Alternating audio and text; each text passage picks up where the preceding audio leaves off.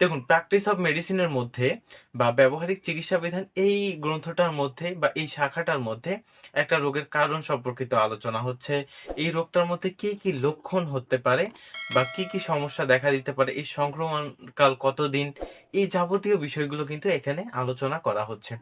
তাহলে আপনি যখন একজন রোগীকে চিকিৎসা দিবেন, অর্থাৎ অর্গানন অফ মেডিসিনের ৩ নাম্বার সূত্র অনুযায়ী যদি বলতে যাই, একজন আদর্শ চিকিৎসকের গুণাবলী সম্পর্কিত যে সূত্রটা রয়েছে, তার আলোকে যদি বলতে চাই যে একজন আদর্শ চিকিৎসককে অবশ্যই তার কিছু গুণাবলী থাকতে হবে। যেমন রোগীকে সঠিক তথ্য দেওয়া, রোগীর চিকিৎসা করা, রোগের কারণগুলো জানা, এই রোগে কি, কি লক্ষণ হতে পারে, রোগীকে বিনা কষ্টে অর্থাৎ যতটা সম্ভব কম কষ্ট দিয়ে চিকিৎসা করা এবং চিকিৎসকের পারদর্শী হতে হবে রোগ সম্পর্কে, ঔষধ সম্পর্কে প্রতিটা বিষয়ে।